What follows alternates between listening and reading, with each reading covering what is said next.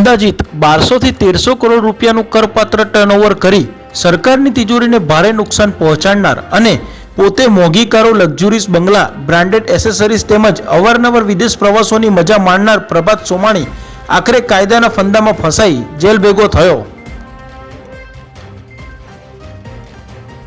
પ્રભાત સોમાણી દ્વારા પોતાની કંપનીમાં કામ કરતા ઓફિસ સ્ટાફ, ખાસ મિત્રો, માતા પિતા તેમજ સિક્યુરિટી સ્ટાફના નામે આશરે 300 થી 400 જેટલી ફરજી ડમી કંપનીઓ ખોલી કરોડો રૂપિયાના ટર્નઓવર અને ફરજી જીએસટી લેવડ દેવડ કરવામાં આવી હતી।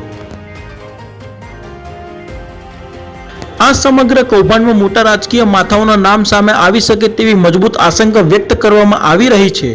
જો આ આશંકાઓ સત્ય સાબિત થાય તો રાજકીય દબાણ દ્વારા આ કેસને દબાવવાનો પ્રયાસ થાય છે કે નહીં તે જોવાનું રહ્યું। 78 કરોડ રૂપિયાના ભરપાત્ર કર ચોરી કૌભાંડમાં પ્રભાત સોમાણીના 2 દિવસના પોલીસ રિમાન્ડ મંજૂર થયા બાદ તારીખ 25/12/2025ના રોજ તેને જ્યુડિશિયલ કસ્ટડી હેઠળ સાબરમતી સેન્ટ્રલ જેલમાં ખસેડવામાં આવ્યો।